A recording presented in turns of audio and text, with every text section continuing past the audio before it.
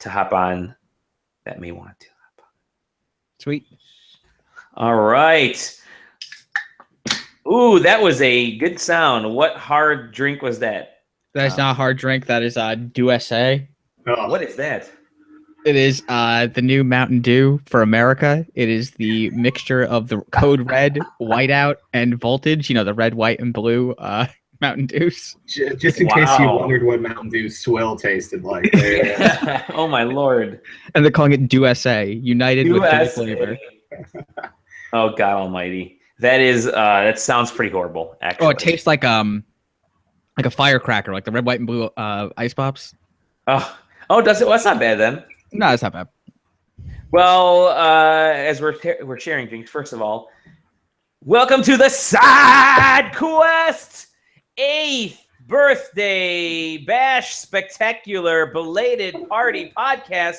Also, we haven't recorded in 2 months. I figure it's been, I think, almost exactly 2 months right before PAX. Let's get together. Let's celebrate SideQuesting's 8th birthday. Good Lord. And just kind of chat and have a good time. And maybe we'll be joined by a few guests. Maybe not. Who knows? I am Dolly Demovsky, as usual. I have not changed yet. Perhaps that will happen in the future. You never know. Joining me, Sam Dixon. Hello, friends. Yay, Sam. And also Tom Johnson with the Podcast Juice. It's been so long, guys. Since what? Since you've had the Podcast Juice or since you've podcasted? Both. That's good. Well, gentlemen, it's awesome to have you guys on the show again. Get together and chat. Zach was gonna be on. Zach's one of our new writers. He was gonna be on there, but wasn't able to at the very last second. So we'll keep working, see what happens, and if something pops up, who knows? Maybe other folks can hop in there. But yeah, so. This is it. This is springtime. This is games. This is the reason for the season. It's a lot of games are coming. A lot of shit has been coming out. A lot of games, and there's been a lot that I've been playing. We'll talk about some of that. Maybe we'll make some. I have this poster before I get any further, and the corners curl up. So throughout this podcast, you'll see me going back and pushing down the edges. You'd think I'd be smart by now and just get either frame it or actually do a good job of taping it down, but no, I'm not very good at that. This is great radio. This is awesome radio, but this is also video, which people can see us. But games. I want to hear about what you guys have been playing. I'll start with you, Sam. What have you been playing lately? You've actually had a bunch of reviews go up since the last podcasted. And yeah, I feel like if somebody has an indie game that sells for somewhere under $20 and I haven't played it in the last couple of months, I think you owe me an email. I think I played most of these too, so this is gonna be fun. Yeah. I think this is in the correct order. We'll start with the Graceful Explosion Machine. That game Vertex rules. Pop is developer. Yeah, that game's great. And also a Nintendo Switch exclusive. For now, is it also PC as well, Yeah. or Right now? No, yeah, it's just on Switch for now. I think they do have plans to take it to at least PC, but I don't know. Yeah, that is a fun little arcade, I guess, side scroller, but it has the Pac-Man style where it just kind of loops in on itself if you go off the edge. Mhm. I know there was other arcade shooters like that did that, but I can't think of any of those. I mean, it has contained levels, and there's a score chase aspect to all of them. Really smart about what type of weapons it uses, and forcing you to spread out how you're attacking things, not just being able to rely on your normal laser and have to sit there on your special abilities. It kind of forces you to use everything. Sure. I don't know about you, Tom. I really enjoyed that. I don't know about the HD Rumble that it was supporting or claiming that it was supporting. I think that's kind of I saw a bunch of people excited about that. It's kind of an afterthought, really, in my mind. Oh yeah, no, I felt like they just threw it in there because hey, we got this thing. One of the interesting things about Graceful Explosion Machine is it's by Vertex Pop, and they created We Are Doomed, which we actually saw that, I think, like 2 years ago over at PAX East. So it's been a couple of years since their last game. But that's kind of an interesting side-scrolling shoot shmup type of thing that if you're interested, it didn't rate really greatly, but it at least had some interesting aspects to it that looks like some of that stuff carried over into Graceful Explosion Machine. But I'm gonna have to check it out because the Switch has been really cool for that kind of stuff, like you said. Yeah, it's not expensive either. Yeah, how much is it? Like $12.99? It's like $13 or something like that. Yeah. Very good. You've also played. Sorry, go ahead. I was going to say kind of in the, well, not the same vein, but the same kind of like bright color scheme and stuff like that. Recently, we just had a review go up of Tumbleseed. Oh, yes. Recently, as in yesterday. Yeah, yes. By developer, the Tumbleseed group, I believe. It took me like 20 minutes to try to dig through to find who the developer was, but there were names attached to it, which is pretty funny. It's like Jack, Brian, and Kim, and yeah. Yeah. Tumbleseed is a great little roguelike. I'm not the only one that compared it to Spelunky. It's incredibly difficult, but incredibly fun to like sort of master and understand the systems and take advantage of them as you climb the mountain. Real difficult. I believe it's the only game that I've never finished, and I thought we still needed to get a review up for it because I probably won't finish that. I mentioned it in the review, but that is the perfect like play for about like 20 minutes and get incredibly frustrated to the amount of like wanting to smash your Switch in your hands. And then like, all right, I'm just going to put this down and come back and like an hour later, the next time you play it, you on your first run get farther than you were before. Okay. So it's a lot of fun. I mean, it is tough for sure. And I think that will be rage-inducing for some people. And I think it's supposed to be that way. And that's what makes it great. And that's another one, I think. I think it's only like $12.99. It's 15 maybe. Yeah. Okay. Yeah. It's got great music though. Yes, it does. Yeah. It's very like synthy, and it at points makes it sound like you're gonna do well, but then it like gives that like nice hint of like, nah, you're screwed. Like you're gonna die over and over. It's like, nah, fam, forget it. Yeah. And that's on PS4 and I believe PC also. I played it on PC, yeah, I'd happen to play it on Switch. That game actually does use HD Rumble pretty well. Okay, so how does it do that? Because there hasn't really been much that uses it. So, like, since the whole game is you're kind of balancing a ball on a little board, and you like lift the two sides of the board and it slides back and forth. You can feel like as it kind of like transitions from like the right side of the controller to the left side of the controller. Even the Pro controller does it pretty well. And if it's going pretty quickly, you can certainly tell that it's where positioning wise it would be on the board. I mean, that shouldn't be your only indication of keeping track where the ball is, or where the seed is, I guess. But I think I think it actually is a nice addition that, I haven't played it on PS4 or on PC, but that does feel like a sort of feature that could be Switch only. I think maybe on the Xbox, they have those like 2 triggers per side of controller or 2 rumbles per side of controller. Like maybe they could get it to work there too. But it certainly does feel, if you're looking for what HD Rumble could bring to games, that could be a game that could present that to you. Okay. That's I've been struggling to find out how Nintendo's going to use that HD Rumble. From I think what 1-2 Switch has it.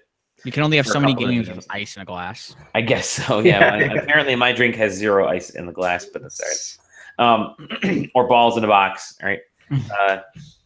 But yeah, it's an interesting feature. I don't know how you could use it. I guess if you're trying to get rid of a HUD completely, that could be one way to do it. So you can, let's use the Zelda example. You have arrows in your quiver, and you could just kind of shake the controller and see how many arrows are in there, and kind of feel, I got a couple arrows left.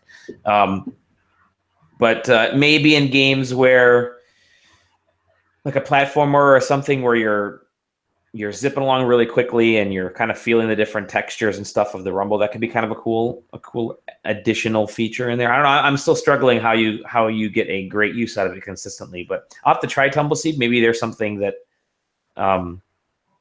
maybe that's something that can carry over beyond just that game. But yeah, he said it's on PS4 and on PC as well, right? Yeah. Okay. Tom, have you played that one or no? Yeah, I played a little bit of it on PC, and I tried it this morning on what's that thing? The Switch. That one. Nintendo thing. Yeah, the HD Rumble is noticeable, I'd say. You've tried it on Iggy Azalea's new single, also on the Switch. Yeah. But yeah, there's a noticeable thing going from like playing it with a DualShock to playing it with like the HD Rumble. And I thought that was really cool. I'm curious, like you were saying, how they're going to keep implementing this further. Sure. It seems like you're asking developers to do extra work where they don't have to. Yeah, I've yet to see something for HD Rumble that feels like, if this was on PlayStation or if this was on Xbox, that it would especially feel like it's lacking, or that like you would need the feature in the game. But for Tumbleseed, I think it does add something to the game at least. Sure. What else have you been playing? Let's see here. We're gonna snake around a couple of things. Yeah. Speaking of snake around a couple of things. That was good. How about Snake Pass? Probably the best puzzle game I've played in a long time. I love Snake Pass. I think that game is so great. You play as a little snake. You play as a little snake named Noodle and his hummingbird friend Doodle. And you go on. Yeah, Doodle rules. Yeah, I love how just passive aggressive Doodle gets at times. Or like Doodle, like there's like supposedly a big bad that's been following you around the whole time, and Doodle's like, "Oh, what's that?" And he's like, "Oh no, it's just my shadow, my bad." Like, it's man, like that. Like, I think I even said this exact same line in the Snake Pass review, but like movement in games is so important to me. And Snake Pass feels like no other game when it's in motion. I mean, I can't think of another game where you play as a snake and actually move as a snake. I just what about the classic game Snake? Well, sure. But I at least for me, I've never seen a snake move in 90-degree angles. You have not. In Madagascar. Yeah, it's such a very it's very short. You could probably get through it in an entire afternoon or 2 play sessions if you really wanted to split it up. But it just has so many I think it's only 15 levels, maybe even 12 levels, and it's just very closed and very it almost kind of feels like a mobile game because it has like one level of things you can collect that are difficult, or the main purpose of the game. And then there's the all collecting on the Wisp, which allows you to see the whole map and gives you another layer of difficulty. And then you have the coins, which are like on most levels the hardest challenge per map. And it's just, I don't know, it's just fun. Like getting all the things like only rewards you with like an 8-bit skin for your character at the end of the game. So by the time you're done collecting everything, you unlock a skin that you'll probably never use. I just think it's great. Like, it's such a good, like, palate cleansing game that, and I think also that game is $15. It might be 20. I think it's 20. Yeah. Still. Yeah. Oh, still a great, like, small game to kind of get into. Runs on Unreal Engine 4. Looks great on the Switch. They've been slowly fixing. It had a frame pacing issue right when it launched. I haven't played it on Switch in a while, so I don't honestly know if that's still there or not. But looks great to play on handheld mode. Yeah, I think that game is certainly worth a look, especially when you're like combining it with some of the like bigger titles that are out right now. Sure. I think it's a great way to just kind of like, if you're getting bored of something, to just go into that, play a level or 2 of it, and then go back to whatever you're doing, or just tank all the way through it like I did. I'm yeah, cool, very cool. I'm not gonna. I don't need to say more about it. So that's a statement I just made. That's like the dumbest thing I said all day. Sorry, I was staring at something online. I tend to zone out. Was it Mpreg Clippy? Mpreg Clippy. Oh, Now I'm God. missing something. Why has that taken over the world? That is disturbing. I don't even know what that is. Oh, it's Pregnant Clippy. A pregnant Clippy. Okay, now I'm gonna have to look for this. Have they done the age app, whatever the face app thing to it? No. And what else have you been playing on the Switch, or just in general? You know. Sam, when are we gonna talk about the 100-hour elephant in the room? Oh, the Zelda. I was gonna say, no. I've been kind of Puyo Tetris. So It's so good. Persona. Okay. Yeah, but before we get to that persona in the room, let's talk about the fursona in the room, ukulele. Uh-oh. Oh, God. The game that apparently likes to eat footage every single time I try to record it. Oh my gosh. Yeah, I successfully got my my old Elgato to like run with my PS4, and I recorded like footage and I did an extremely good one take of like a review of the game. I was like under 10 minutes, and I was like, awesome, that's perfect. And then I go to like render it out, and just like the entire thing gets destroyed. I have no idea what happened there, but maybe it can go in the garbage bin with the rest of ukulele. More like yuckalele. Yeah, more like I'll still get a video review up of it at some point, but I was gonna title it like "Not the Bear and Bird You're Looking For." That game is remarkably bad. Wow. I tried to be so optimistic, and around every corner, as soon as you find something that you think is great, like immediately destroys it. It's just like it feels like the developers of that game haven't developed a game since Banjo and Kazooie, and even then, this feels like a really bad cover band covering Banjo Kazooie. The thing that I think I actually might have mentioned this to you, Tom. The thing that it feels like is like, you know how sometimes successful bands will be on a label, and then they'll leave that label and go write all their really famous music on another label, and then that first label is like, well, we have the rights to their old stuff, releases like a greatest hits where it's just all of their songs for when they were there. Oh yeah, I think you're telling me this.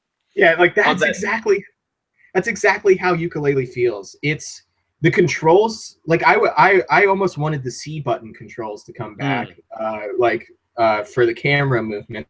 The camera never responds to anything that you want to do, and because of that, platforming, which is a very important part of platforming action adventure games, always feels bad. You never feel like you're going to for sure land where you want to land, and you never feel like your movement, you never feel that your movement is 100% underneath you. They have an energy gauge for like 90% of your special abilities, which did not exist in Banjo-Kazooie. Like they built barriers up to playing the game. None of there's two characters that seem like good characters, and neither of them are the main characters. My favorite character is a literal sad shopping cart. That's in like level 4. Really? The worlds just feel like empty. In the first level, they introduced like 3 things that makes it sound like you're gonna see this stuff again, and that's the only time you ever see it. Like none of the abilities are used in any cool ways. The retro throwback arcade games suck and are not fun to play. It's just bad. And the thing that really gets to me is they took the worst part of Banjo-Kazooie, which is that end quiz show, and they decided that there was going to be 3 of them throughout the game. And the character that's giving you the quiz show makes jokes of being like, oh, well, if this is too hard, you can look the answers up online. Although you can't, because most of the questions are based on the totals of the things that you managed to find throughout. Oh, so it's what you've done. Yeah. Okay. So it's like, oh yeah, let me Google search how many red or green or gold feathers have I collected in this level. Like, it's just it seems like somebody sat in an office and took like, what does everybody love about Banjo-Kazooie and what does everybody hate about Banjo-Kazooie, and they took the hate pile and they made a game based off that. Oh no. Yeah, and it's so hard to like even like be vaguely like want to pitch somebody who has played those older games to want to seek out and play this game, especially when something like Snake Pass exists right now. Has none of the, has none of the special moves, has none of the like witty in-world self-reverent like storylines and stuff like that, but has every bit of character and has every bit of awesome exploration that those games like truly had back in the day. And this is just another one of those Kickstarters that seemed to be reaching for the moon and kind of just came up way short. Maybe hit a satellite. Yeah. What definitely wasn't a SpaceX rocket. Did not come down for a solid landing. Well played. Man, what a bummer, because this game looked like it could have been something really special as a throwback, and I know a lot of people were looking forward to it. So it's a shame that it didn't materialize in that way. I mean, it visually looked like it could be kind of neat. It's like if you just kind of like look at look at the game in motion, and at certain times like there is fun like buried in there somewhere, but like that fun is like 2 of the pages which replace the puzzle pieces from Banjo-Kazooie out of a 25 in every map. And then there's one map that like I tried to avoid like the plague. There's like a casino map that basically like everything that's broken and wrong with that game, just 25 versions of it over and over again. It just doesn't feel good. And as I said, Snake Pass is available.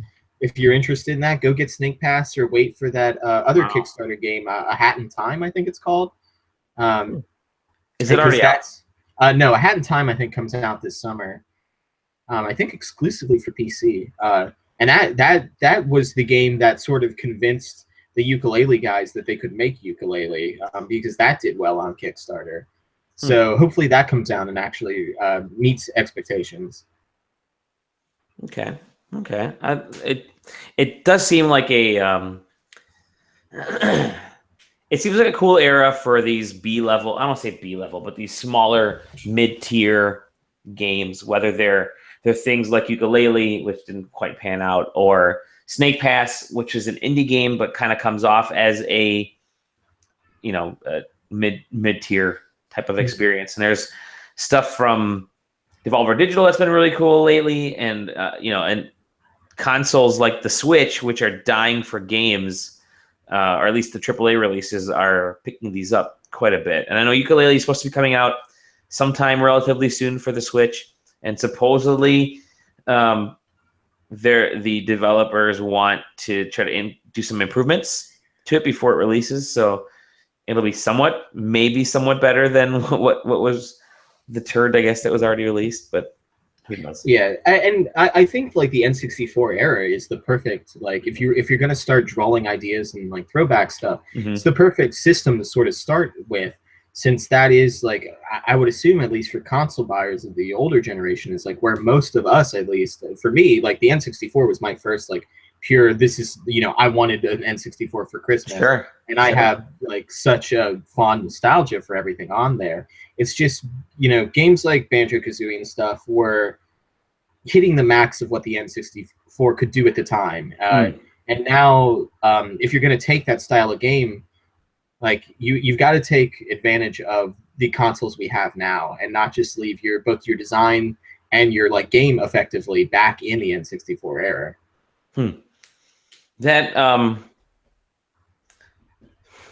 I'm hopeful that these smaller studios can really take that on, because the AAAs are starting to do things. Obviously, things like Darksiders 3, which was just announced, the Call of Duties, the Battlefronts, the Destinies. You're not going to see that N64 era type, the throwback. Platformers will be nearly impossible. I'll go off on a little bit of a tangent here. I saw the Crash Bandicoot Insane trilogy at PAX East this past this past year, and I had never played Crash Bandicoot. I take it back. I had played Crash Bandicoot sparingly, and so getting back into this really did feel like late N64 era or N64 era, early PlayStation era type of experience, because it is one of those games that's been remastered, but it played so purely and so well. The controls are still a little iffy because the controls back then, people hadn't quite figured out analog and digital and really kind of solving the issues that went along with a lot of those. But it was still a really fun, really good experience. That whole kind of cartoon aesthetic, and I'd love for that to come back. The classic 3D platformer that is the N64 PS1 era that is sort of the next the next retro era to design upon. I mean, we have everybody was doing 8-bit, then 16-bit, and now it's this kind of 32/64-bit that could be next on the list, I guess. But yeah, I'm curious if it continues, because it's hard to capture that. There's those of us who were in college at that time really fondly remember that era, and we've gone away from that for very specific reasons. And it seems like a generation, it kind of died with our college generation, and it started to pick up maybe again now with indie and smaller developers, but people kind of forgot about that for maybe over a decade, I'd say, from like 2002 onward. After the GameCube kind of started heading downhill, nobody was really going into these types of platforming games and kind of big world experiences. So I'll look forward to hopefully they can salvage it, at least ukulele, and turn something around. I know they're still looking at fixing bugs and like I said, bringing it out for the Switch, but we'll see what that actually entails. Who knows? Anything else you've been playing? Yeah. Hey, now we can talk about. Now you can talk about it. All right, let's do this.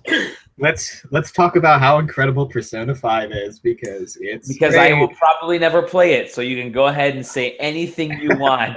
It's just too big of a game for me. Well, I mean, I want to keep this spoiler free. I'm still not through it. I am. I have, let's say, the full party cast at this point, as a point of reference for Tom. Man, so you went the spaceship. Yes, yeah, I'm way past that, I think, but okay, let's start at Final Fantasy. Let's start back. Let's start at Final Fantasy 15. That game is a dumpster fire compared to Persona 5, and I really like Final Fantasy 15. Wow. Like a pretty good amount. Solid 7 out of 10, maybe, I'd say. Man, I feel like Final Fantasy and Persona answer the same question very differently. Mm-hmm. Where Final Fantasy turned into kind of like a power fantasy, like look how tough and cool I am. Persona went, hey, remember how cool role-playing in RPGs were? Because role-playing is important, and that is what Persona is. It's it's a game that you literally role-play in. The first mission you get in that game is it sits up in the top right corner, is try to lead an honest high school life or something like that. And I feel like that mission could sit up there the entire time throughout the game, and ignore everything else, and you'd still probably have a good time. Coming back. Yeah. It keeps coming back to act like a normal high school student. Yeah. Which is so bizarre for me. That's a game. Yeah, it's just, I mean, if you've played any of the other Persona games, right, it kind of mainlines the franchise a little bit, makes some of the weird, if you don't talk to this guy on the third Sunday of the fourth month, you're guaranteed the bad ending.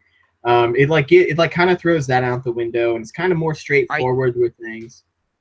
I don't think you can not get the true ending if you do the things right. Yeah, yeah. And it always there's one point where the game basically warned me that was like, hey, if like it's like save here, because if you make the wrong choice, like things might not lead to what you want. And like I think it, I think it's the most handholdy version of Persona there's been. But I don't think that's a detriment. I think that's actually well, and I think it paid off because this has been the fastest selling Persona there's ever been. And I think it works to its credit that it is willing to kind of make these compromises in some areas to make it more accessible for people, but it's still ridiculously like hard. If that's what you want from it, you can still get one shot in a dungeon even if you're over leveled, just because that's the way the dice rolled that fight. Yeah, especially because like if someone crits you, like they get to go again and they get to knock you on your fucking ass a second time. Yeah, like all the dumb advantages you get on the enemy, like they can also take them on you. So it's man, it's like, do you like Pokemon? Then you're gonna love Persona. Do you like visual novels? Then you're gonna love Persona. Do you like fishing mini games? Because you're gonna like Persona. Oh, I forgot about that. There's a whole crossword minigame thing that I played the game 1.5 times so far, and I have not. Wait, for real? Yeah, I'm like 120 hours deep in Persona 5. Wow. It's funny you said for real, because the only part of that game that grinds my gears is the reliance on the phrase "for real." Everybody on that cast says that line like every 20 minutes, and at times it gets annoying. But yeah, I like it. Like in terms of story, like I mean, obviously there are going to be people that don't want to role play as a high school kid living a normal high school life. But it like, at least for me, like, I mean, other than going into a dungeon and fighting monsters, like, you meet friends by being forced into situations with other people that you might not like, but then all of a sudden, like, you're all best friends, which was like kind of my high school and college experience. I don't know about you. And then you pick an anime wife. Yeah, and then you pick an anime wife. That was also Sam's high school experience. Sam, did you pick an anime wife? Hey, by the way, we're now joined by Aaron Kelly. Hello, Aaron. Oh, what a perfect time for him to join also. Come on, Sam, who's your anime wife? The doctor is my anime wife. Ah, lame. Okay, well, the shogi player was going to be my anime wife, but I got a line of questioning where it's like, you should choose wisely what you're going to say, and I panicked. And then she became my anime wife, and I was like, okay, well. The student council president is my anime wife. Yeah, I've been seeing that. She's real popular online to be an anime wife. Aaron, who's your anime wife? I also went with the student council president. I was originally going to go for the doctor, and then I didn't have enough guts. And then I did the entire social link with the student council president before I got enough guts. So that's how. Yeah. That's how that went. She's only my anime wife because Chie isn't in the game, Sam. Oh man. Actually, it's funny you mentioned that because apparently there is a reference to Chie. Yeah, they talk about like a cop. Yeah. But man, yeah, I think that Persona puts role-playing back into sort of the center of RPGs that I feel like it's been missing for a while. Like, RPGs have been like, how cool is this action game that we've bolted RPG mechanics onto? And it's like, it's always like power fantasy stuff. Like, even Final Fantasy 15, like, oh, my dad died. Like, I'm depressed.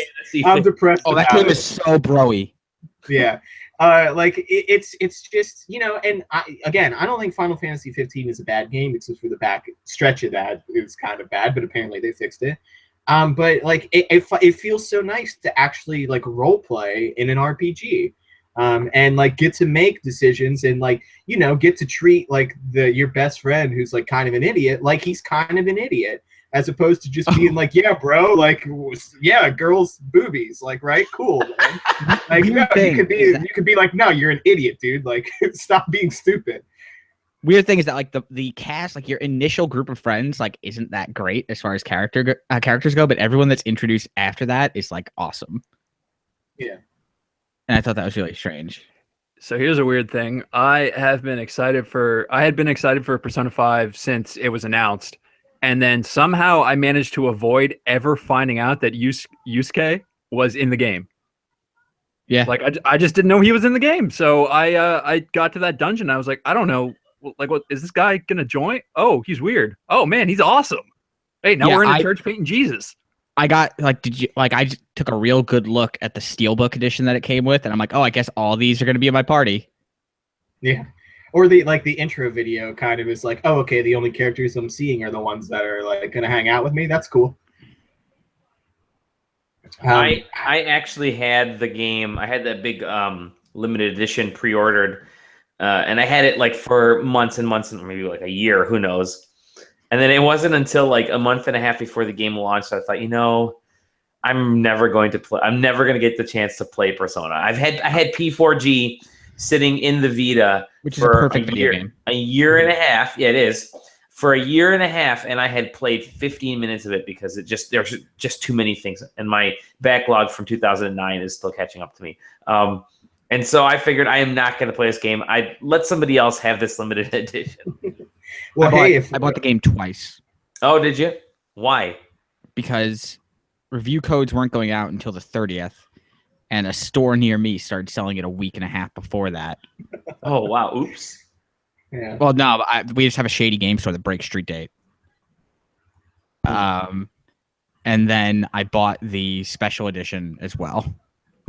Like the entire SideQuesting staff was going to riot about that Persona 5 code. We all wanted to murder. Yeah. Actually, buying that game was the hardest thing I've ever done. Why? Really? Just no. I mean specifically, like literally difficulty. So there's no game store in my town, right?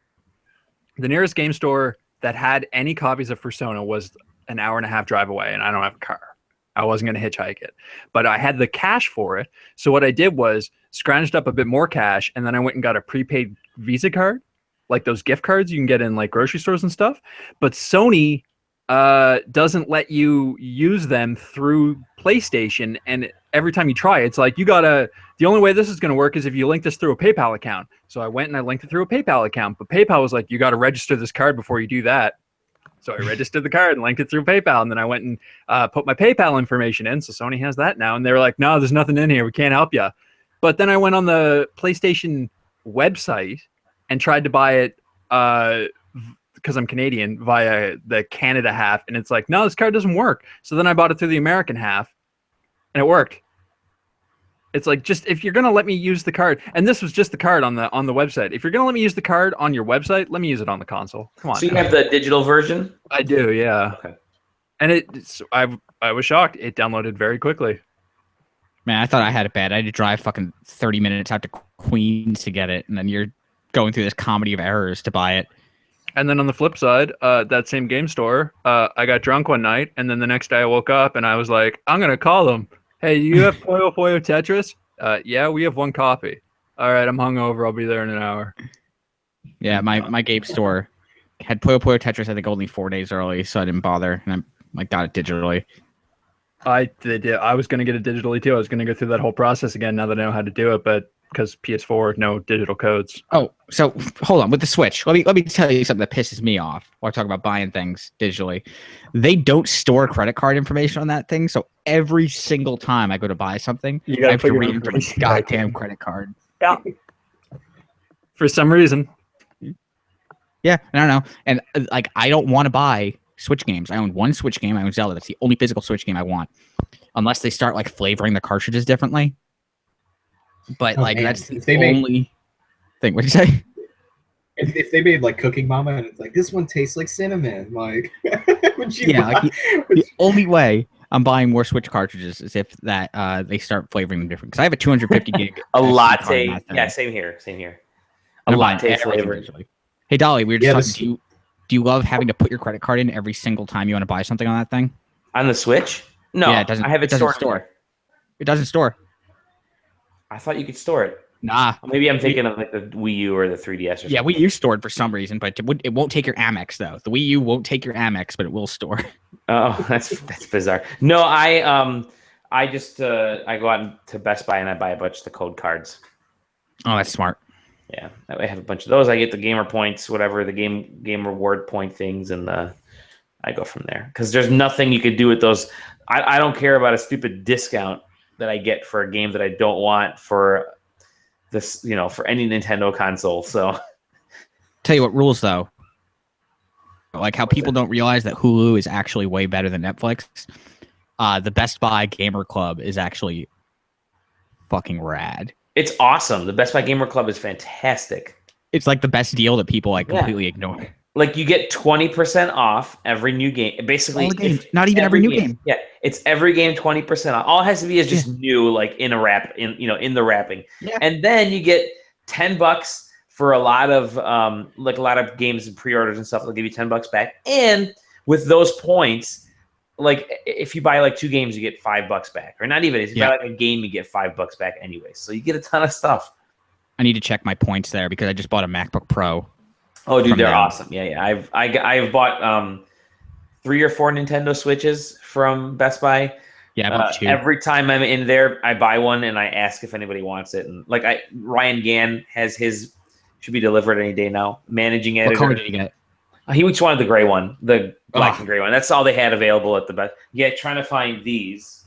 The neon ones is impossible. By the way, let me just say how poor quality the box for the Switch is. I have become big into packaging. The design is fine, but there's you can see the corrugated. I'm trying to hold it to the camera, which is horrible. You kind of see the corrugated lines on the cardboard on the box, which you never want to show because it just shows you that it's a shitty print and it's a shitty box. Anyways, that's neither here nor there. I want the yellow Joy-Cons really bad. Those look bad ass for ARMs. Yeah, those are going to be bad. I think those look hideous. What? Yeah, it's like I don't know. It just looks like clown vomit to me. Like I'm not. Have you met? That's true. I guess I just want. Can I get like a nice GameCube purple? Like that's all I want. Like I want the GameCube purple, and I want ones that look like either NES or Famicom ones. That's all I want. Package. Yeah, you're right. Give me $100 package that is a cartridge with 30 NES classic games on it, and give me controllers that look like. And I'll be happy. I guarantee you that. Sorry to change subject away from about Persona 5, but I can guarantee you. What's that? We've been long gone off that topic. Yeah, like the second I leave, you guys had. It's still in your hearts. No, I can guarantee you that they're going to release a compilation cartridge for the Switch, just like an NES. Hey, you can get the NES Classic. You can't buy it in stores anymore right now, but you can get it on a cartridge. Although they are saying they're going to supposedly make a Super NES Mini. I will say this: if there is a Super NES Mini, there will not be massive shortages because it's a better system for sure, the Super NES, but it doesn't carry the fan weight that the NES did, I guess. Nah, I'm betting against on that one, dude. Really? Yeah, specifically because I think even if it's not as wanted a system, people who are gonna have seen what happened with the NES Classic, or the NES Mini, or whatever it was called, are gonna go out specifically to buy the next one to sell. And that's going to cause shortages. It's going to be artificial shortages based on people buying it because they think there's going to be shortages. That might be it. Actually, that might be. You're right. You're right. I think a lot of people wanted the NES Classic because it was cool, but there may be artificial inflated. Yeah. Here's my bold prediction. I think that thing's coming out sooner rather than later because they're saying that thing's in production already. I think that thing's out for Christmas already. You think Christmas? I think that thing's out before Christmas. I think they announced it fucking August or September. With the Rabbids and Mario game, right? Because that thing already I don't see them having them just sit on shelves for 6 months. I don't know. I think that would be financially irresponsible to store all those things. Well, I think that they're. I don't know. I don't think you want to kill the Switch momentum right now with another product. You mean like the 2DS? Like the 2DS XL, Yeah. which I'm gonna fucking buy the shit out. I'm gonna buy the hell out of that thing because that thing is Golly. awesome, dude. If It I looks can so replace, nice. it looks so nice, and I don't need 3D in my 3DS. I don't need that anymore. I love the, really, it's a 3DS XL without the 3D, right? Yeah, I mean that's the design. It's the flip down design or whatever. So And it's a really nice design. It's smaller than the 3DS XL because it doesn't need to carry because of the camera's not at the top anymore. So yeah, I think it's brilliant. I'll take it for $150 to get rid of my dying 3DS XL, which I still have games to play on it. Yeah, for sure. Count me in. I mean, I might get one just because I've never played anything on the 3DS library. So Really? I haven't owned a Nintendo product since the 64. Whoa, you have missed out on so. Okay, let me Yeah, tell you you didn't about miss out on Mario. much. No. Yeah, you didn't miss out on much. Galaxy's pretty good. Galaxy. I'm sure they'll sell that to you again on the Switch. Yeah, A I'm Link sure there'll be an Between HD. Worlds is so good on 3DS. Yeah, Super Mario 3D Land's so good. there are a lot. There are a lot. The Pokemans. Yeah, I'm excited for $150. That's a killer price. I'm gonna trade my 3DS in, my 3DS XL, or my new 3DS XL in for that. I think for sure. Yeah, Nintendo. Nintendo being Nintendo, they're sitting on like potential piles of money, but they never seem to. Well, and that gets like Ghost announced at like 9 o'clock Eastern time, Yeah. like on like a Friday. Yeah, when that thing and- got announced, I thought it was fake because of the time that Same it was here. popping up. yeah. Oh man, how I weird. was like, Wario 64. There you go, tricking us again. No, wait, it's a real thing. It came out in a direct, didn't it? Like it wasn't No. even like. Was it a product announcement? Like No, an They just actual- put out like a Hold on. video. It was on Twitter, right? Like Yeah, it was. Twitter. Wow. And that's how they announced the DSi Lite, I think it was, or the DSi XL or something. One of those things. It's like, hey, by the way, we just created a new version of a product. Well, and the Breath of the Wild like season pass stuff was just kind of like snuck in. Yeah, that was stuck, and that looks pretty cool. All the stuff for That Breath map of the thing Wild looks really awesome. Yeah. Yeah. I gotta say, Nintendo's trying a lot of things right now. Who knows what's going to end up sticking? But yeah, I am. What else? Are you playing anything else, Sam? Before you switch over, I know you are playing a ton. You're playing like you said, you're trying to get through ukulele, and you went through. I had the email open. I was sent a preview code for a PlayStation VR game.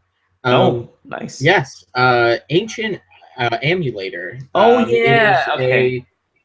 It is a Unreal Engine 4 game that's kind of like a tower defense, where you're the tower, and you're like kind of like blinking between different piles or different like tower areas, and taking out enemies from destroying your crystals, and eventually getting to your like base crystal and ending the level for you. It's not bad. It's going to be, I don't know if it's going to be 4-player, but it's at least 3-player online. And there's different classes. The preview code that I had only had an archer and a mage that was kind of hard to use. Kind of left some of the aiming and attacking for the mage to be desired there. But not a terrible game. The preview code only allowed single player, but even that I thought was pretty cool. And it had like a nice, like when you're playing as the archer and you had to like draw back the bow. It had a nice like feel of like, I used to teach kids how to shoot bow and arrow, so it had a nice like kind of like, being obviously it's not going to be weighted, but it felt like you were drawing a bow back, and I thought that was cool. So I think it's going to be a budget title. I'm not sure if it announced what price it was going to be at here. Not seeing it. If I didn't see anything. Yeah. But yeah, I think that's going to be an okay thing. It's a nice addition to the PSVR lineup. It gives you something to play with friends. Anything for PSVR right now is a nice addition, because there really is. It's a dead zone for stuff right now. Yeah. I think Farpoint is out this month, right? The one with the gun attachment or whatever they're trying to sell. The one that every show has like the craziest booth that just has people like standing around with the gun inside. Yeah, right. It's the Mars thing or something. Yeah, I think at PAX they were showing Dino Rescue or Dino something, where you run a town of dinosaurs. That's a good name. I think vaguely, I don't remember what that game is called or really what the aspect is. It could just be petting dinosaurs. Who knows? Cadillacs and dinosaurs. Cadillacs and Yes, dinosaurs, baby. Other than that, like I can't think of any PlayStation VR games that are sort of known quantities that are expected right now. I guess there's that weird zombie like The Persistence. crazy taxi thing that they pitched like originally with that system, but well, there's I'm assuming the Persistence is coming out, which is it's kind of like a, I don't know, it's a first-person shooter that doesn't it doesn't look super interesting, but there's like a space-ish setting, I guess, and some zombie type things. And then there's, I'm just looking at a list right now, Corix, which is a puzzle real-time strategy type of vector-based puzzle game, and you have Static, which is Portal-esque, I guess. And then was Starblood Arena, I think, was a game that was like announced and released that didn't do well at all because no one's talking about it. But I saw it sitting at Best Buy the other day, and there wasn't anything that really made me, excited about it. But I don't know. I mean, Resident Evil 7 is a fantastic in VR. I would definitely, if you have a PSVR, get Resident Evil 7. Get Job Simulator is pretty cool, but there hasn't been anything like that's really kind of stuck out. Yeah, they sort of need to prove its worth here at E3. I mean, they sold. I'm worried that they sold the amount they were hoping to sell, and that they have kind of like, especially there's been rumors that we might be seeing a new PlayStation, the PlayStation 5 at in 2018. So like we're kind of, and if PlayStation VR doesn't move its way up there, or oh well, we have PlayStation VR 2, but you need to buy the second one. You need to buy this wireless PlayStation VR, which is another rumor, right? Yeah, like that's gonna make some people upset. So let's hope that even if that is the case, that this E3 has something for PlayStation VR fans. Well, think of it this way: the eBaying of PSVR has dropped big time. Like I remember just a couple months ago, right after the holidays, it was like $800 for PSVR because you just couldn't find them. And then people started realizing there weren't any games for them, and then the value started to go down on eBay. And now you can actually get the PSVR, basically the complete bundle of the PSVR and the camera, not the extra controllers, but the PSVR and the camera for the price of the normal PSVR. So the price is actually to the point now where they're I don't want to say they're cutting losses, but they're starting to bundle things in there for that $399 price that weren't bundled before, that were like $400, $500, that were like $500, $600. So I'm a little worried about my purchase of the PSVR. I mean, it's been kind of okay. Batman and Resident Evil 7 and Job Simulator, and that's basically it. But I wouldn't spend $400 for that, or whatever the price is. Yeah, and you would hope that even if we're not talking about a new PlayStation this year, that Sony has something for this E3. Because Nintendo's coming in with all the momentum, and hopefully has some stuff for Switch. We're probably going to get Scorpio locked down and have, if not a release date and price, at least a look at some of their, some of the games best played on Scorpio or whatever. Crackdown 3. Crackdown 3, Forza, Halo, all your Phantom faves. Dust Remastered. Yeah.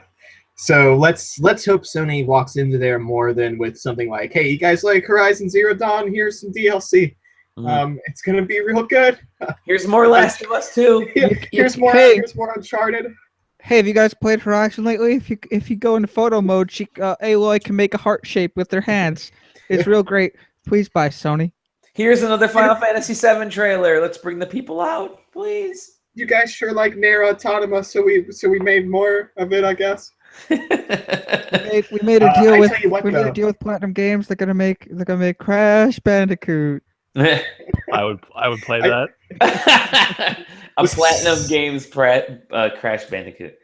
I tell you what, though, if they come into E3 and somebody goes, "Yo, dogs, here's Persona 5 Dancing All Night," I'll lose my mind. Well, didn't Sega or whatever, didn't they like register just a bajillion Persona? Yeah, it seems like they cover their bases with like Persona 5 Dancing All Night, Persona 5 like Ultra Mix, which Just is the in case. fighting, And like whatever Or their Persona like 4, golden fest alternative is. Yeah. So like they've doubled down on that type of stuff, and like I almost feel like part of that is just so that like a month before E3 happens, people don't make those like fake trailers or whatever, and are like, "Yo, it's coming," because that's all out of speeds after 5 years of no. Persona will be out next year. Yeah. See, there's no reason that Sony shouldn't come out at E3 during their press conference just like dick on the table. Like there's no reason why they shouldn't. They're like, "Hey guys, we're still number one. Check it out." Because now they have a full day between Yeah. Microsoft and them. Like it's not like 6 hours anymore. The only other thing going on that day with Sony is Ubisoft earlier. That's it. Yeah, Because they have, like- EA is on Saturday now, and They have like When 30, Ubisoft's they have like around- 30 hours between Mhm. Microsoft and Sony's Yeah. conference. Well, hey, all they needed was 6 for that. Sick. Here, let's Yeah. show how you can share games on PlayStation video. that was amazing. That was a good burn. Yeah. Let's hope, right? Like, I hope Sony doesn't just show up and is like, "All right, here's a highlight trailer of all the cool stuff that you've played only on PlayStation this year so far. So who's ready for the DLC for these 3 games? Okay, here's Windjammers or some other old game that you haven't wanted to play since the 80s. All right, Here it guys, is. it's Twisted Metal coming back. Oh my god! Well, I tell you what, man. I hope they show up on stage and just announce that they're done with David Jaffe and any of his games. What Drawn to Death was that last one, right? God, that is horrible. That game's Oh bad. man. I played 3 matches of that, and I was like, I just don't even want to look at this. I think there's I a haven't reason that went actively- free to play, and there's a reason that they hadn't talked about it in a year and a half. Yeah. I haven't actively hated a game like Drawn to Death. I'm gonna download it just for the hell of it. Just for the hell of it. Don't do it. Don't do Yeah, it. if you make it through the tutorial without wanting to like immediately throw your PlayStation out a window, you let us know. But I don't think you'll The make it. tutorial is like there's a frog. He's like, "Oh man, that just makes me embarrassed, like jerking off in my mom's car or some shit like that." I don't know. Hey kids, I'd rather play Devil's Turd rather than Drawn to Death. It's like worse than fucking like it's like a raunchy Poochie from The Simpsons. Yeah. Raunchy. Oh man. Well, hey, maybe we'll get an HD remaster of Calling All Cars. It's very hello, fellow kids. I'm Yes, hello, fellow teenagers. Let us smoke some marijuana and go to the skate park. Y'all have any jazz cigarettes? Y'all have any jazz? Do you guys like to vape? Y'all come on down to my vape den. It'll be totally fat. That Drawn to Death is the vape of teenage games. We'll smoke some fat clouds. E3 is going to be really bizarre this year because there's so much that we don't know. Like the So fucking much that we ham and don't eggers know. they're letting in there. Yeah, right. I'm interested in Bethesda this year. 2 new because 2 new games supposedly. Yeah. I think one is a brand new game. Actually, I think one is something in a new property. I don't think Maybe it's it'll be something that's Brink 2. Brink. No. And I think the other one is No, probably was it Wolfenstein 2. I think it's time for that. That was really good. No, Machine they're gonna remake Games. Wet. What's that? Sam? Did Bethesda make Wet? They're gonna remake Wet. Dude, Wet. Underappreciated game. Underappreciated Wasn't game. that like a John Woo joint? Yeah, I think it was John Woo, wasn't it? Yeah, they had Eliza Dushku was the actress for Wet. Yeah, they had she was doing all the PR for it. Yeah, E3 is gonna be really bizarre. I'm interested. I'm actually interested in Microsoft and Nintendo for the standpoint of Nintendo has a ton of momentum. Can't I'm wait to watch hoping how they fuck it up. Yeah, it's a digital event again, so they're recording it now for all we know. And Microsoft, it's a new console. I just hope it's not. We got a super powerful machine, so let's try out all the games that you already know and you play all the time. here's another Forza, here's another Halo. Hey, we're making another Gears of War. It's like, okay, I need new IP. This generation, the brand new IP that's come out has been great. Like Destiny is brand new IP. Dishonored was kind of crossover, but there's been some pretty cool new IP that's popped up, and I'm hopeful that with the Scorpio, Microsoft actually goes forward with something kind of fresh and new that. I think maybe we'll see that next year because like the only people they're trusting to make Scorpio games right now are probably their first party. Yeah, that's true. Although we know, what's that? I said, here comes Scalebound. Here comes Scalebound. No, but there are third parties working on it. We've heard rumblings, but yeah, they may.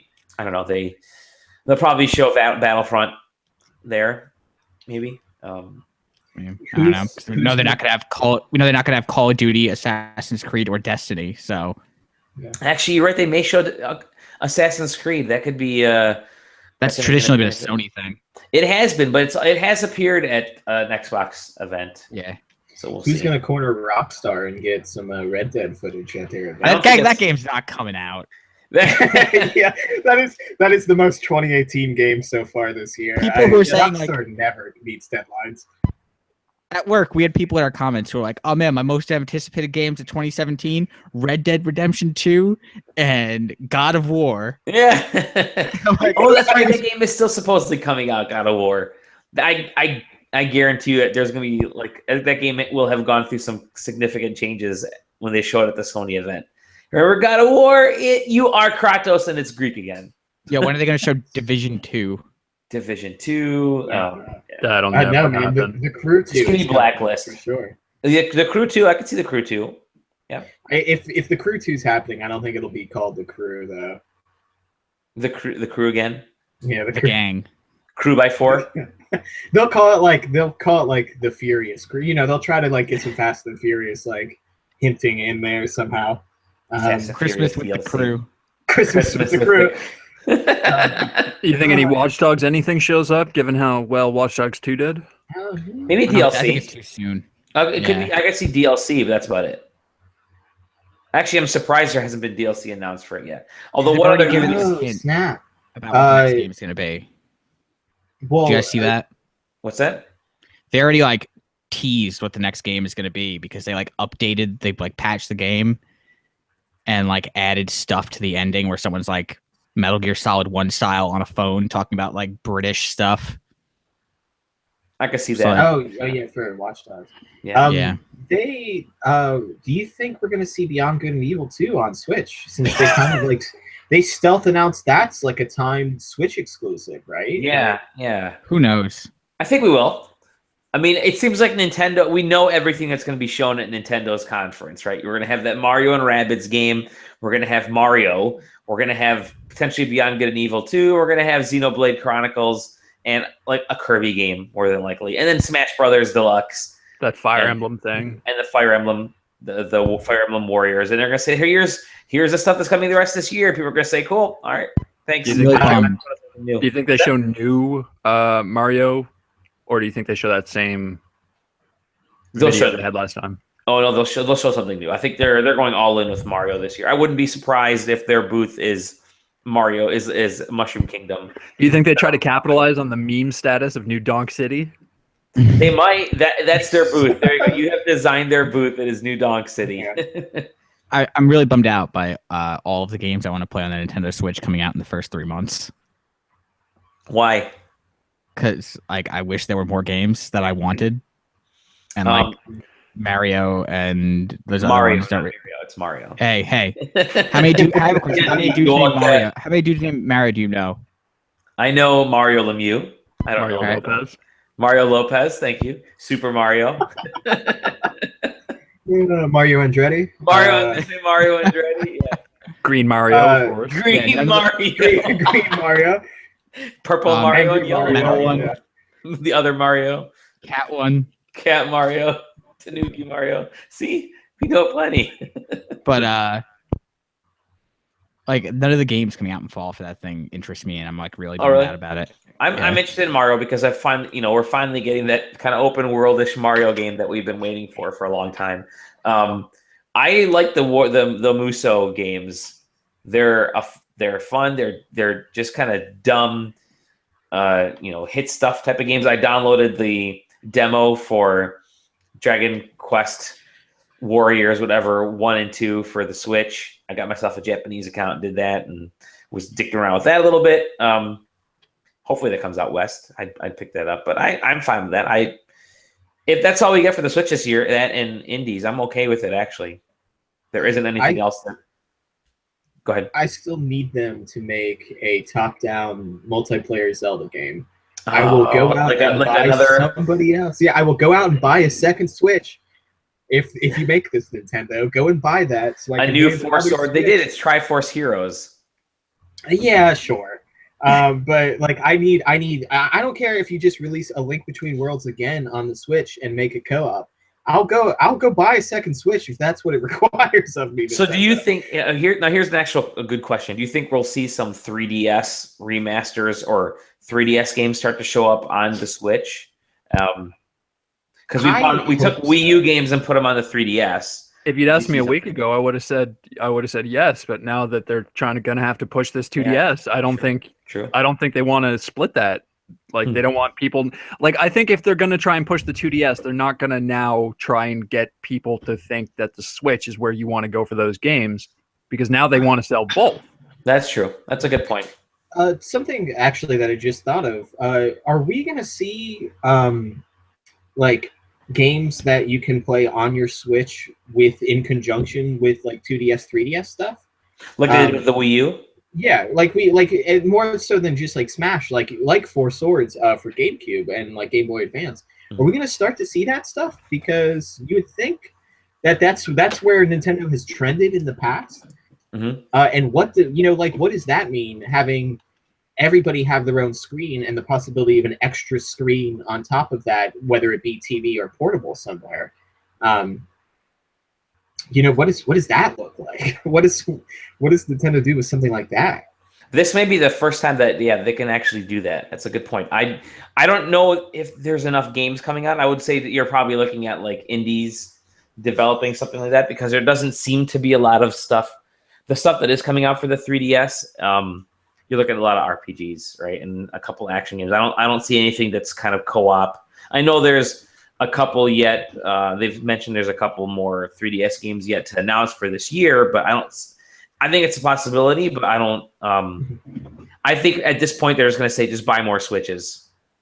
Yeah, well, and when you would hope that functionality is coming, because if they do bring Smash Brothers Deluxe or whatever they end up calling it over, that was a control scheme offered by the Wii U, and I do know a lot of people that use that as their like primary like control method, no matter how crazy it sounds. Yeah, that is crazy. I've done it, but I've never. Yeah, I have a friend that uses like only his 2DS to play Smash Brothers. It's like the only way he'll play it. And so you would hope that they bring that functionality over just so those people don't complain about that, but. I'm like I don't know. Nintendo is gonna have a very interesting conference, I think, or at least the lead up to June. I think this entire year could be dominated by Nintendo if they keep doing like just these random announcements and somehow keeping a hype train that's felt like it derailed like a month ago, like keep still chugging along. I'm looking forward to ARMS. I think ARMS is going to be a surprise hit because it has kind of a cool. Has a cool feel to it. I'm really looking forward to Splatoon 2. I'm actually surprised I'm surprised Splatoon 2 is coming out as early as it is. It seems like that's the kind of game that they would have held for the fall, because it is like it's become a tentpole game for them, especially since the Wii U and how popular it is in Japan. So releasing it really early means to me that they have confidence in the longevity of that and the long tail, and B, whatever they have in the back half of the year has got to be good enough that it's going to cause people to go right into, Well, I mean, that's Mario. Yeah. Like they needed something between Zelda and Mario, and Splatoon after it was so popular. Like Splatoon 1 was so popular that it's a easy choice to stick it right there in the middle and hold people over.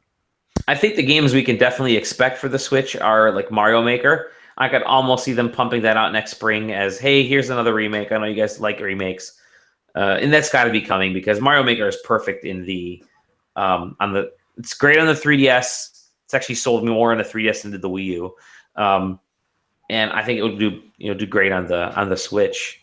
I think that's a good place for it. Does that game work without a stylus though? Does the Switch have one?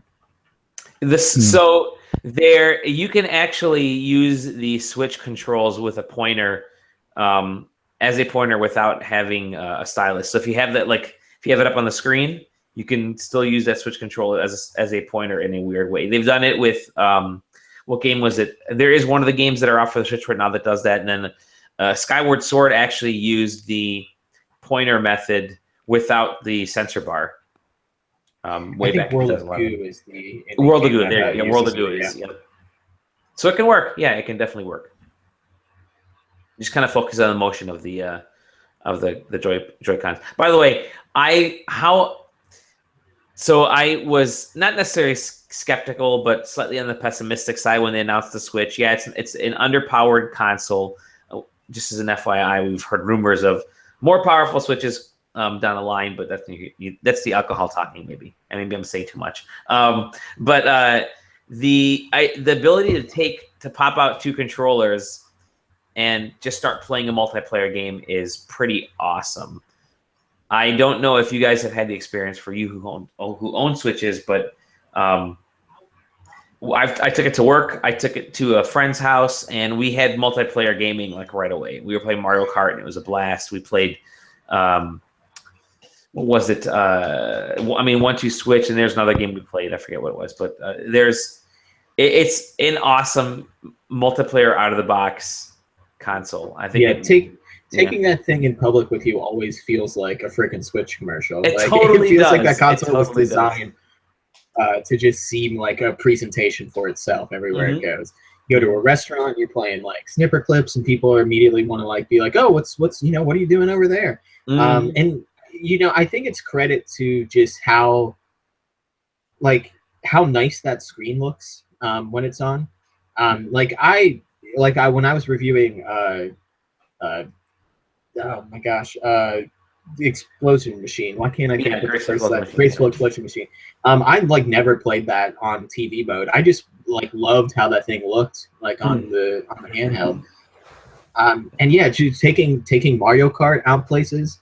People that haven't seen Mario Kart in 10, 15 years, being like, "Oh, this is Mario Kart," and I'm being like, "What? That's so cool!" And I can take it with me, and you always can play 2 players if you want to. And holding those little Joy-Cons isn't as bad as everybody had feared. I'm surprised at how I'm still not sold on that. I'm still not sold that those things can be anything resembling comfortable in my giant ass hands. You are a giant human being. Well, I love that the one that everybody was like, "Oh, no one's gonna like this thumbstick in the center of the controller. This one sucks." That's my preferred one. That's the better one. Yeah, it's the better one because it puts the weight of the controller more in the center. Yeah, it's it feels crazy that that thing is basically its own hype machine. It totally is. Totally is. It's like there is a little bit of a Wii factor to it because people would come over to play the Wii, and once you tried, everyone wanted to try it. One of these stupid motion control things, and then you tried it, and you'd be excited. You'd essentially sell it to everybody. Everybody who owned a Wii was a Wii salesman. I mean, that's basically how it worked. And now with the Switch, everybody who has a Switch is a Switch salesman because you take it with you. The Wii U was the least portable console of all time because it had 15 pieces you had to take. But the Switch, everything is self-contained. We took it with us to a friend's house, and I reviewed Jackbox Games Party Pack 3, which came out for other consoles back in October. But it is perfect on the Switch because you don't need a lot. You just need to see a screen. And you have the screen there. Everybody uses their phones. And it plays perfectly. You hook up to the Wi-Fi and you're all set. And it's a perfect you're right. It's its own hype machine just having it there. And Jackbox, by the way, I reviewed that. Go pick that up. It was fun the first time around on other consoles and on PC, but it is it's found its home on the Switch. It turns the Switch into a sort of board game machine that you can take with you. Which now I'm really hyped for like other games to come out for the Switch. Like, I'd love if there was like Cards Against Humanity. I think it would work super well on the Switch or other board games. Risk. Oh, dude, that would be great. It's funny because the second screen experience kind of died on consoles, but it would work extremely well on the Switch. Yeah, the only experience I ever had that seemed remotely useful for the second screen stuff was Fallout 4. That was it, because you could have the map on it. Sure, just have the map right there. But yeah, that was useful. Second screen. I really haven't had many like good second screen experiences. I think using your phone as a controller instead of a second screen, I think that's the way to go. So like Just Dance 2017, I think you can use either the Joy-Cons or a phone. Obviously Jackbox, you can use your phone. So I think that's probably the way to go. Use it as a controller for the screen that you can now take with you, and it's a party machine. It really does turn the Switch into sort of an instant party machine. I want this thing now. I want a Switch Pro that's more powerful. I'd pay that extra $100 to get it up to PS4, Xbox One-ish levels so that I could play, Darksiders 3 when it comes out and still enjoy it. it's another prequel. Is it another prequel? It's set concurrently to Darksiders 2, so That's right. It's still a prequel to Darksiders 1. Which I'm okay. I'll still buy it. Nah, I mean, yeah, I'll probably get it, but I mean, nah. I want the conclusion. I don't want another prequel. That's true. We're still waiting for that. That'll be the fourth game in the series. No, that'll be the fifth game. Fourth game will be the Fourth Horseman, and then the fifth game will be the actual sequel to Darksiders 1. Yeah, the fifth. Oh, there you go. Yeah, it'll be the actual sequel, and you get to play as all four of the Horsemen. You heard it here first. No, you didn't. It's just let's see. What have I been playing? Jackbox Party Pack 3. I've been playing. I'm still plowing through Dragon Quest 7 on my 3DS because that is a long ass game, but I love old school Japanese games. So I'm slogging through that. Let's see. I just also reviewed Expeditions Viking, which is it's like a fantasy PC role-playing game without the fantasy. So Persona 5. Persona 5 for you.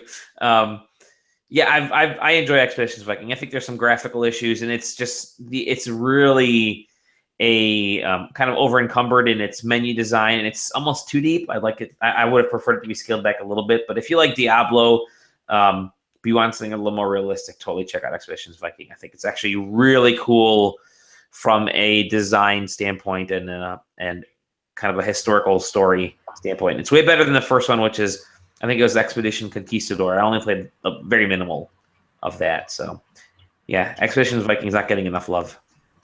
Check it out. Right.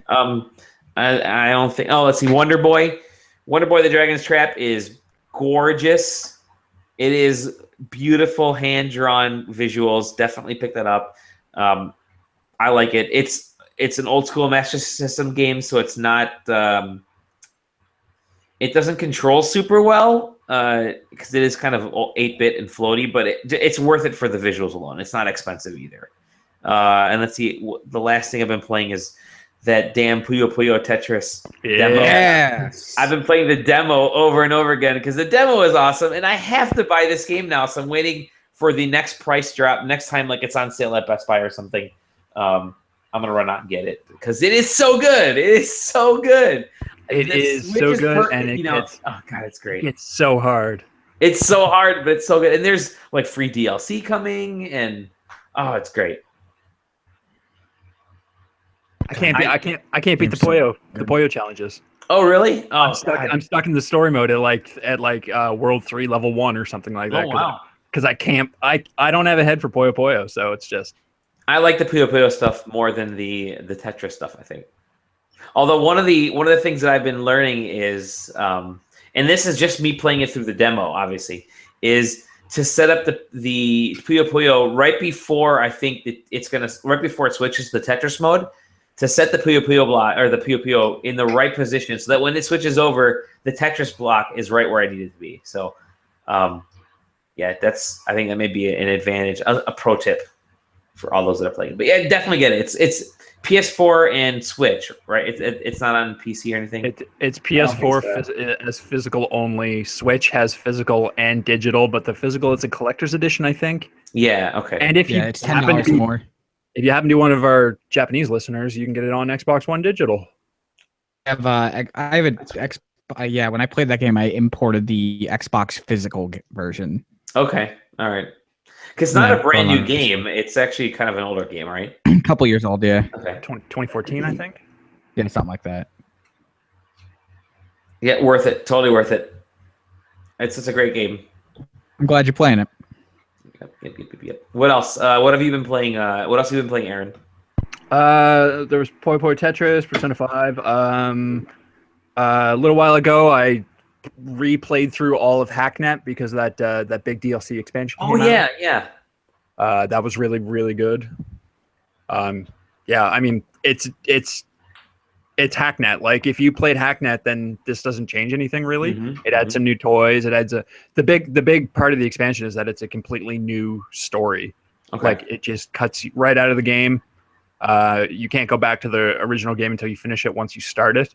But then once you finish it, it just dumps you right back into the game. And they added some flavor in there where the people that you're interacting with at the time are like, hey, where you been? It's been a while. What else I've been playing? I just for fun, I've been replaying through Far Cry 3, 4, and Primal.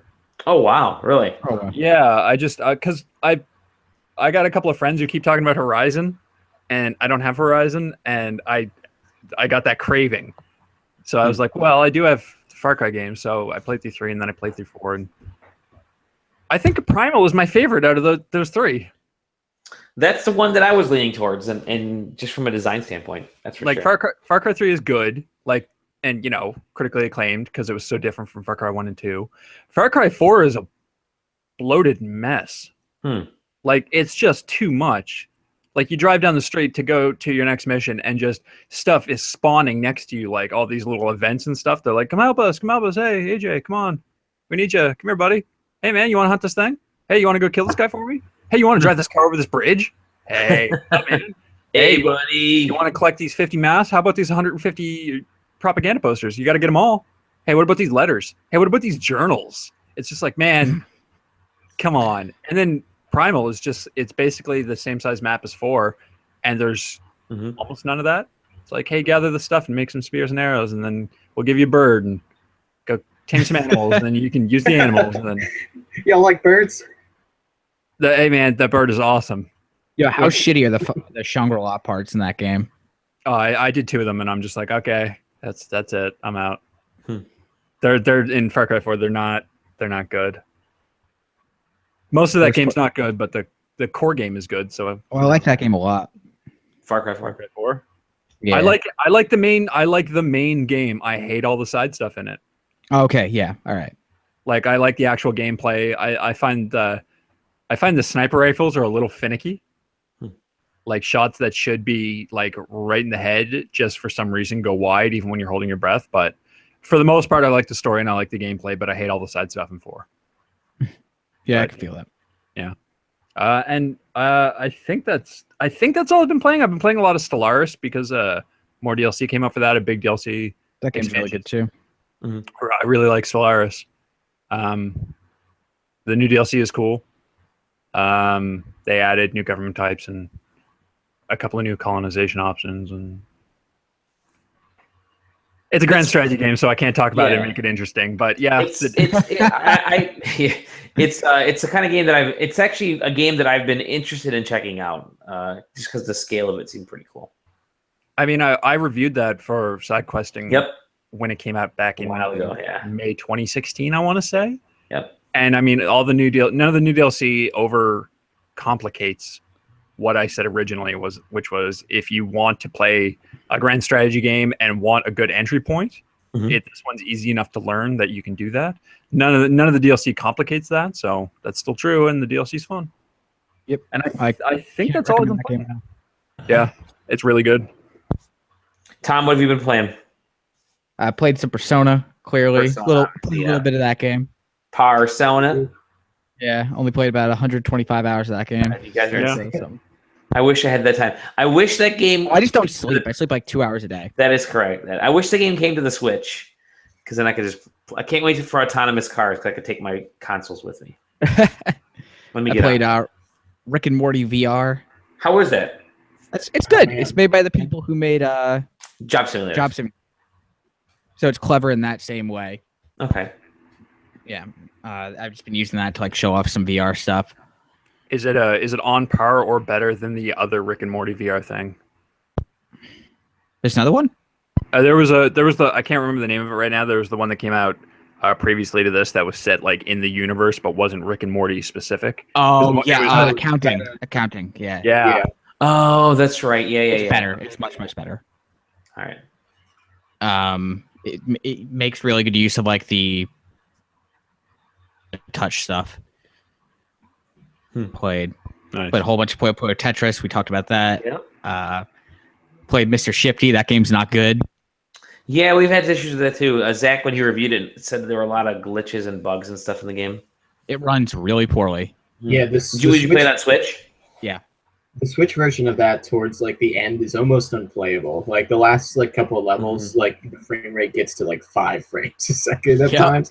Like it is bad. Like it gets in the way of itself. And if you dock it, it runs even worse. Oh, really? Yeah, Really? yeah.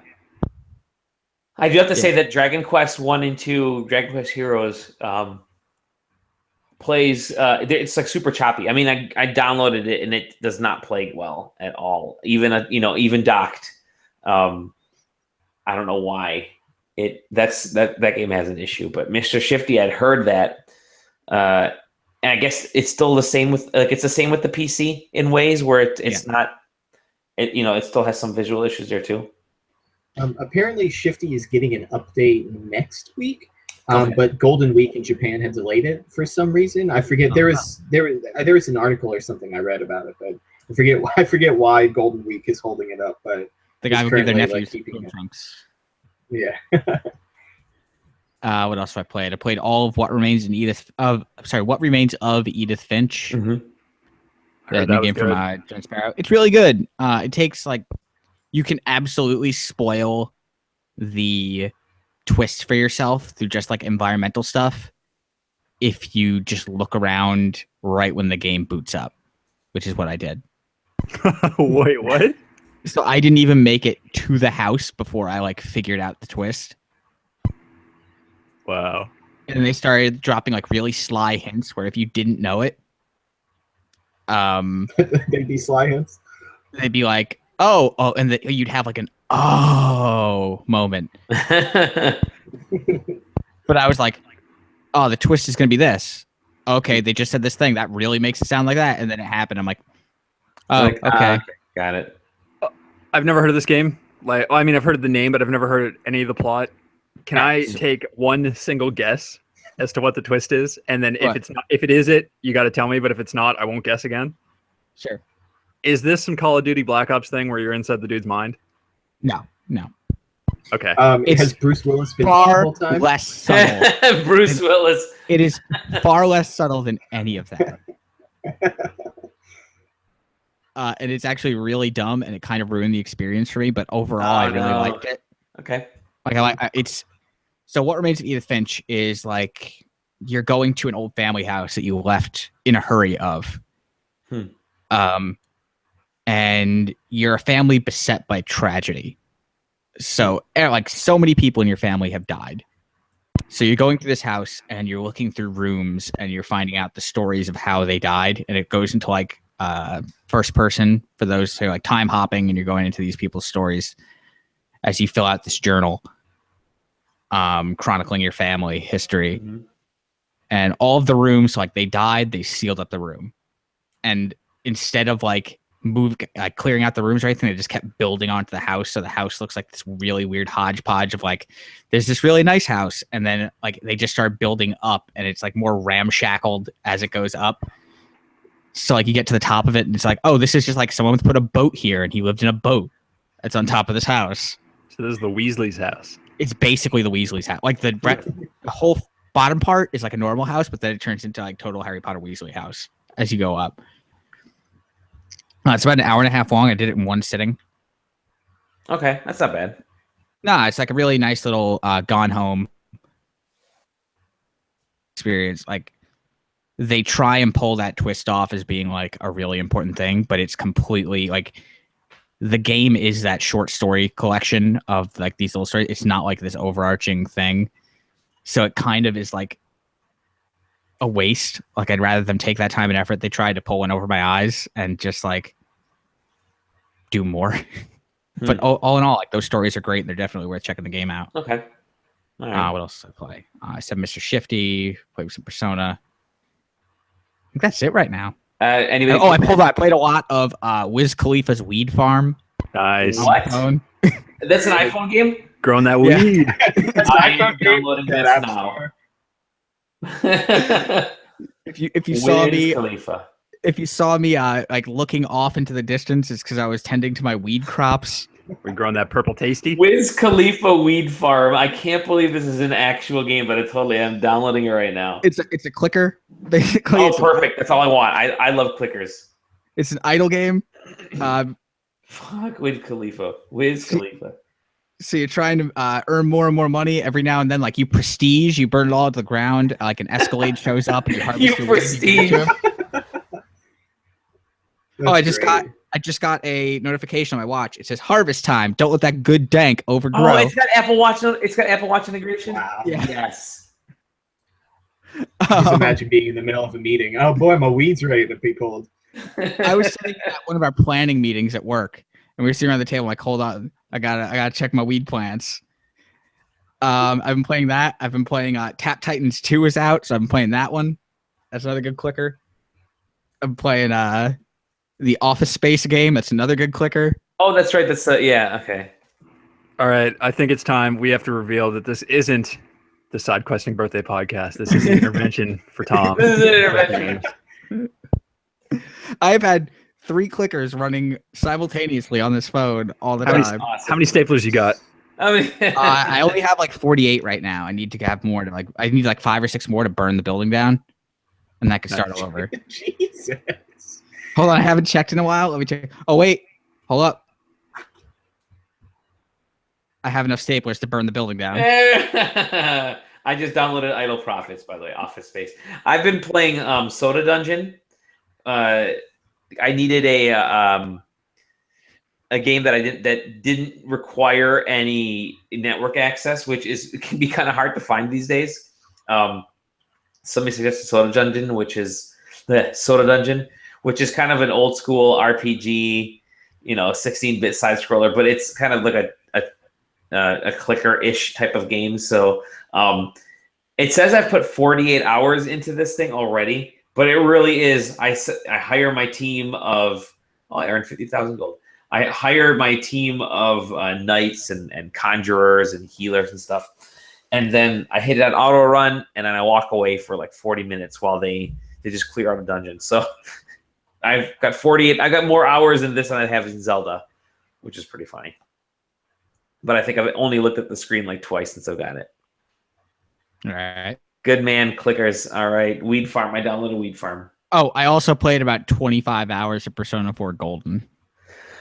You went back to P4G on the now defunct Vita? Yep. That's still a wonderful, wonderful game.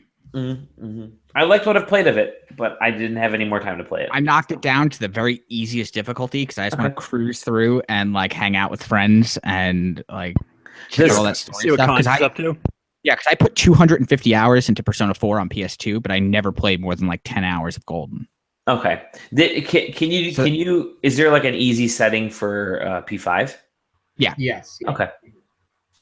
Maybe that's how I'll actually get to play the game. There's like hard, like extra hard, normal, easy, which is the pro tip. That's the best way to play that game is on easy mode.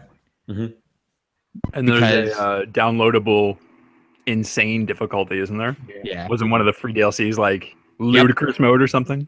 And then they have like basically like the Mass Effect, just the story mode, which makes all the fights trivial. Oh, I will say that though, my girlfriend's been playing on the like casual mode or whatever they call it. Easy. And Oh, that that's super easy. Yeah, that game will still one-shot you in Yeah. Oh, really? that mode. Yeah, because she was like in the middle of the dungeon, and like luckily I think in that mode, like if you die in fights, you can just restart any fight. Mhm. Where on normal, if you die in like a boss fight, you can restart it. If you get one-shotted back to your last save point with you. Yeah, that casual mode still will still kill you at the drop of a hat if it wants. Easy mode, I still had like a lot of trouble with like bosses. But that's the ideal way to play that game. I found it's because like you spend less time grinding, because like my boss was playing it on normal mode and more time enjoying. Yeah, like he was playing that game on normal mode, and he'd get to like the final dude and like finish, not the final dude, but like he'd get to the boss of the dungeon and he'd finish it with like 1 day remaining, where I'd have like 10 to just hang out with people. And I haven't had too much difficulty on normal. I think it was like the second dungeon I had, and then since then I haven't really. I've had to restart like final boss fights, but only because I kind of needed to figure out like, oh, okay, well if I keep doing that and healing him, I'm an idiot. It's gonna keep this fight going, so I should stop doing that.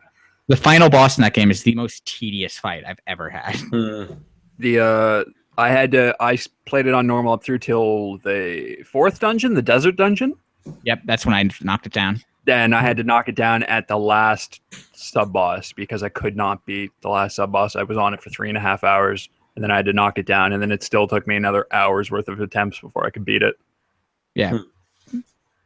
But the very easy mode, that's the way to play it if you just want to experience something. Maybe that's what I'll do when they eventually re-release it. You know, I wish Sony had a handheld device that we could play a lot of these games on. Yeah, I'm curious what they're going to put the updated version on, like their definitive edition, because they've made it very clear this game will never come to a Nintendo handheld. Right. But there'll be other Persona games out there. Well, there will be other Persona games. Yeah, but like, I think mainline. They've made it very clear that like mainline Persona games are going to be on Sony consoles, and that's it. PSVR. It's funny. There are numerous times where Vitas make an appearance in that game. Because if you keep in mind that this game was supposed to come out in like 2014, so like there's like people playing Vita on the subway and stuff like that. I'm like, oh man, all the time. They really like banked on this platform actually existing and being relevant this day, huh? It still sells in Japan somehow. Did you guys talk about the updated streaming guidelines before I got here? No. Oh, they updated it? Yeah, they changed the. Well, it's the same streaming restrictions, except they bumped the date from 7/7 to November 7th, November 8th. Yeah, so almost the end of the game. Oh, right, it's like right before the big turn. Yeah. No, it's after the big turn. Is it? Big turn is like 9:25. Nah, I think it might be later than it said. I think the streaming guidelines said it's like before the game sets itself up into its last arc or something like that. So, because like 9:20, I think was the last thing, and then the Christmas Eve is the last playable day. Yeah, so it's slightly like a couple of weeks before Christmas. Then I think it's November something, but the share and screenshot functionality is still disabled. That's bullshit. I fucking hate that. Crazy. I went out and got an Elgato. Oh, did you? Okay. Specifically, so I could take screenshots of video. Here's the thing that pisses me off is I don't have an Elgato because of my dumb job. Like I found it easier. I use a far more expensive piece of equipment called a Blackmagic Video Assist, which turns out I can't do that. So I have like this dumb fucking screen box with 2 batteries popped into it. Oh my lord! I want to capture some Persona for 5 minutes. I want to get a screenshot. I got to unplug it and plug into this thing and hit a button on the screen and then unplug it and plug it back in. Yep. Yeah, I think the most annoying thing is whenever you $700. Whenever you get a trophy or whatever, it's like the pop-up comes to the left and it's like, congratulations, you got this achievement, and then it's like cannot record here, cannot take screenshots, cannot take screenshots here. You're like, okay, PlayStation, I didn't want to, you did. Oh, Atlas. But they let you do it for the fucking opening segment. Yeah, up until the game starts the first day, you can take screenshots and record video, and then it blocks it. for 12 minutes. You could take screenshots. Oh, jeez. That's so bizarre. So bizarre. And now if you have the abilities, you can legally, air quotes, stream almost the entire game. So you might as well just stream the whole game. Yeah. I've seen so much stuff on you. The thing that was really fucked about that was, 11.19. That's the updated thing. Jesus. Yeah. Thing that's really fucked up is not that they were like, please don't do this. Was we will do DMCA strikes and we're coming for you. That's nuts. That's nuts. Yeah. Like, who the fuck are you? Yeah. I kind of think that that's partially like, the Japanese arm not like at all talking to the American arm and just being like, well, we don't want this to happen. Well, like, did you you sure? Did you read the press release? It's like our masters in Japan. Yeah, they fired They some threw shots. them under the bus. Because Nintendo was doing that kind of stuff. Actually, I think around the release of the first Mario Kart 8, right? Like, Yeah. I think they were being real touchy with some of that. Like, oh, well, you can do the first cup, but if you go any further than that, we're gonna take it. We're gonna take strikes. The right away. craziest thing was I had Nintendo. Mario Kart 8 videos taken down by Nintendo because of certain areas. Yeah. We are all ignoring the craziest Nintendo restriction, which was Super Smash Brothers. Whatever the fuck that game was, when they were saying, please do not reveal these characters. Oh, when the that's game what it out was. in Yeah. Japan, Yeah. and the internet is a thing that exists. Yeah. Oh, I don't know. Yeah. I think the craziest part was where they just tried to get people to sign up with them to do Let's Plays, so then they would get all the money, and then they would pay their Let's Players a percentage of it. I think that's maybe a little crazier. I don't know, man. Japan. Nintendo video games. Video games. Persona. Well, we've been recording for about 2 hours. We've been chatting here, gentlemen. I'm on my second or third cup already of this stuff. I'm pretty lit, I gotta say, which is always a good thing. We've talked quite a bit about all kinds of topics, and I think it was a good conversation. I don't know about you guys. I enjoyed listening to you, John. We need to do this more than once every 3 months, so we can. I like that. All what you've been playing, because there's so much to talk about. Yeah, there's so much stuff, but we haven't even touched stuff like we never talked about Breath of the Wild. We didn't get in depth about Mario Kart, which is Mario still the best Mario Kart. It is actually a freaking phenomenal game. Horizon Zero Dawn, didn't talk Mass Effect, so there's a lot of stuff that we can chat about, which we will next time. I definitely want to thank everybody who did join us. We had a bunch of viewers coming in and out, people sending us messages on Twitter. Thank you, everybody.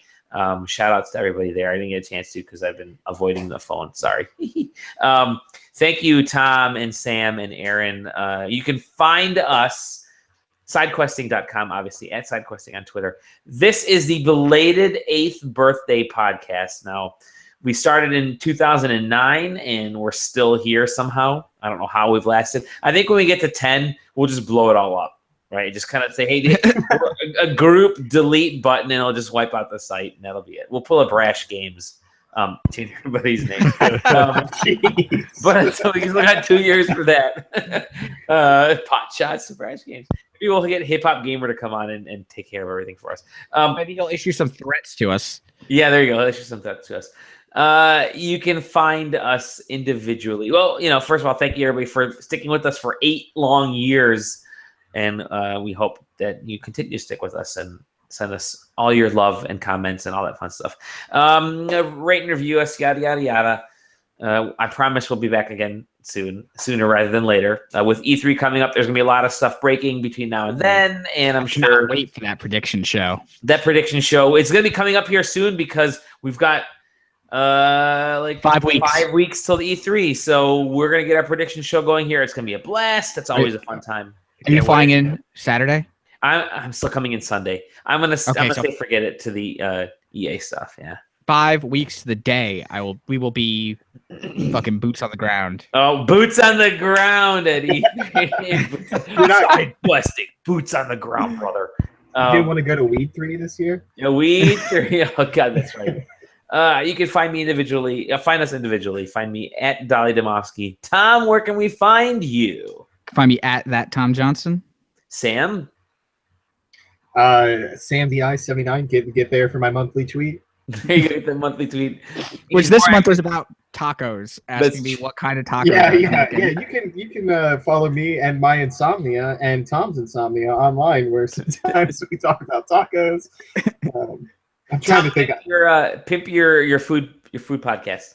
Oh, you mean kind of hungry, which you can find whenever I remember to edit and upload it. Yeah, that's always fine. On iTunes and Google Play, all those fucking places. Kinda hungry. Yep. There you go. I think I talked about crime this week.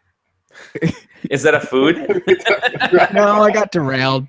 When I get hungry from eating tacos, I like to chow down. Record that with fellow larceny. Record that with fellow Michigan man, Yep. Timothy Sepula. Tim. Gadget, friend of the show. Yeah, friend of the show. Aaron, where can we find you? Find me on the Twitters at ScrattyBones. Yes. And I occasionally stream on Twitch right now. Same ScrattyBones. Cool. I'm gonna. I streamed something for the first time in like a year and a half the other day, and it was weird. I need to do that. I need to start doing that. Yeah. My account got suspended. Oh, did it really? It got deleted for scams, something a malicious intent. Oh no! So I found out my boss never reserved the Twitch screen name for his personal brand. Oh geez. So that's like my new thing. So like occasionally I'll stream something on twitch.tv/becausevideogames because my boss was an idiot and won't oh god. Didn't remember it. Like I told him that. Yeah, and he goes to me, he goes, "You fucking didn't." I'm like, "I absolutely did. Go check it out." He's like, "You piece of shit, give it to me." I'm like, "Nah." Sorry. So here's how old I feel. You talk about streaming for the first time. I'm hanging out with my daughter yesterday, and we were just kind of giving her a bath, and we're putting her to bed. And she turns to me, she goes, "Dad," she's 7 years old. She goes, "Dad, who's your favorite YouTuber?" She goes, I think YouTubers are great. And I'm thinking, oh my God, my daughter is in YouTuber generation. That's the first thing. She's like, is she talking with a British accent yet? Yeah, she has a fake British accent. About minorities. What's that? She's like, I really like that JonTron. He has a lot of really good things to say about minorities and immigration. So she goes to me, she's like, who's your favorite YouTuber? And I turned to her and I like fourth walled it. If there was a fourth wall, and I turned like off to the side and I said, Jake Baldino. Yeah. Put that money in Tom Johnson's pocket. She's like, I think she was confused because she didn't know where I was staring. I like look off to the side, I'm like, Jake Baldino. Put that YouTube money together. Thank you guys. It was a ton of fun. We will do this again very soon. Within the next couple weeks here, I promise. Maybe even next week we'll get together again. And we'll chat some more about video games. We love you guys. SideQuesting.com. Happy birthday. 8 years. See you for the next 2. 10 years we're blowing this ship up. And then we're killing it. Then we're all going to kill it. Take care, everybody. I'm still really mad about Edith Finch. Yeah. I'm thinking about it again now, and I'm really angry. What remains of Tom Johnson? What remains of Tom Johnson? Well, there's an episode name.